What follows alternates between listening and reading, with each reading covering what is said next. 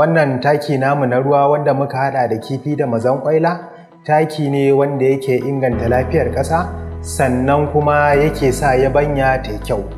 Amfani da wannan taki zai iya taimakawa manoma wajen rage adadin yawan takin bature da suke amfani da shi wanda yake cutar musu da ƙasa kuma yake ɗumama yanayi. Wannan taki baya ɗumama yanayi sannan kuma yana samar wa ƙasa abincin da dama Allah ya halitta a cikinta. Wannan taki zai ba waɗannan 'ya'yan halittan abinci don su ci kuma su yawaita kuma su sa albarka a cikin yabanyar ƙasar gonarka. Idan mutum yana amfani da wannan taki na kifi da mazarkwaila, zai kasance cewa ƙasar shi za ta yi laushi, za ta yi sakwa-sakwa kuma za ta dinga riƙe ruwa, sannan shukan shi za ta yi kyau, za ta yi ƙwari, za kuma ta samu abincin da ya ishe ta ta girma a wannan shekara. Jama'a barkanmu da wannan lokaci, barkanmu da kasancewa da ku a cikin wannan shiri namu na koyar da dabarun noma da kiwo a harshen Hausa a sauƙaƙe. A yau za mu koyar da ku yadda ake haɗa takin kifi da mazarkwaila da ruwa. Wannan taki na kifi taki ne mai matuƙar inganta ƙasa kuma yana sa yabanya a gona.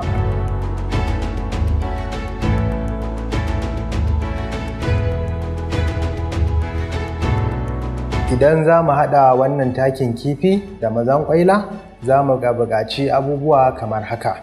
Za mu buƙaci mazarkwaila kilo 1 ko kura-kura ko ta ruwa, za kuma mu buƙaci wuƙa da kwanon yanka, za mu buƙaci kifi aƙalla kilo 1, za mu buƙaci ruwa lita 3, za mu buƙaci bokati mai kamancin lita 5.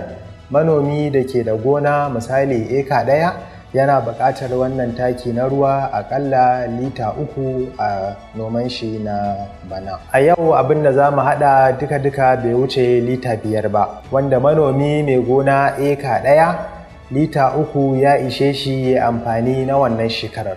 Za ka iya ƙarawa ko ka rage daidai da adadin girman gonarka.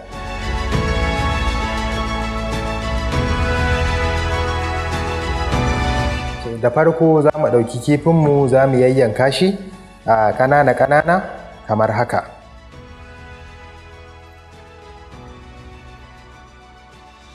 Za mu yanka kifinmu kamar yadda kuka gani ƙanana-ƙanana domin ya haɗe da mazarkwailar da za mu haɗa don ya diddige a ɗan lokacin da za mu ajiye shi. Yana da kyau kuma mutum ya tsaftace hannunsa domin wannan abu da za mu haɗa abu ne da zai samar da ƙwayoyin halitta masu amfani. Bisa haka ba ma son wasu ƙwayoyin datti ko cututtuka su shiga cikin wannan haɗi namu. A yanzu za mu ɗauki kifinmu za mu zuba a cikin bokatinmu wanda za mu gauraya su baki ɗaya.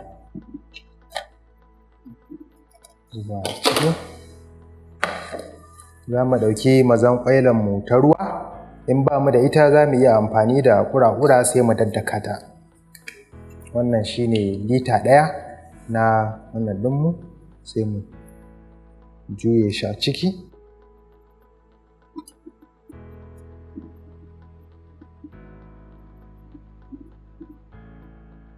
Za mu ɗauki ruwanmu, wannan rabin lita ne, wannan kuma lita 2 da rabi ne.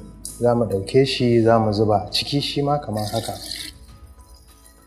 Saboda muna da saura a ciki, za mu iya zubawa don mu jijjige sauran mazarkwailar. Sai mu ajiye ta, sai mu ƙarasa zuba sauran ruwanmu.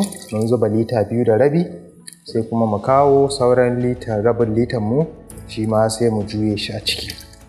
To a wannan lokaci ana da buƙata ka samu sanda ko wani kara wanda ba na ƙarfe ba, sai a gauraya saboda mu haɗa kifinmu da mazarkwaila su haɗu su kama juna sosai. Bayan mun tabbata ko ina ya samu ruwa ya haɗu, mazarkwailanmu ba ta danƙare a waje ɗaya ba, za mu gauraya sosai mu tabbatar cewa mazarkwailar ba ta danƙare a can ƙasa ba saboda tana da danƙo. Na yadda kuka gani wannan ya gama gauraya shi, sai mu ɗauko net ɗinmu ko abin tatar koko, sai mu saka a sama yayin da kuke gani. Sai mu ɗauki igiya sai mu ɗaure shi. Za mu ɗaure shi yadda za mu iya kuncewa, sai mu mishi zarge. A yanzu za mu ɗau wannan, za mu ajiye shi a waje inda zai samu hasken rana, amma ba kai tsaye ba. Mafi kyau mu sa shi a inda zai samu inuwa.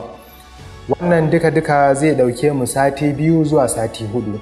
Ya danganta da yanayin zafi na gari da kuma inda mutum yake. Idan waje ne masu sanyi zai ɗauka har zuwa sati 4. Idan kuma waje ne inda ake da zafi kamar yankinmu, za mu iya bar shi ya yi sati 2. To yanzu za mu tace shi don ku ga yadda zai kasance. Idan muka tace shi, za mu samu murfinmu mu rufe shi.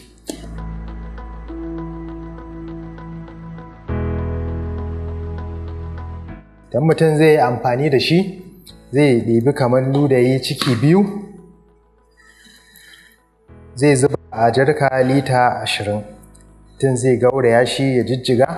Za a yi amfani da shi ne sau 5 a cikin shekara ɗaya.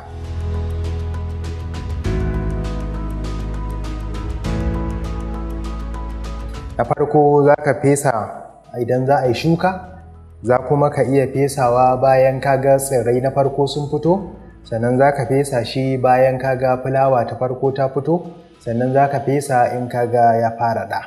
Wannan shi ne yadda za a yi amfani da shi.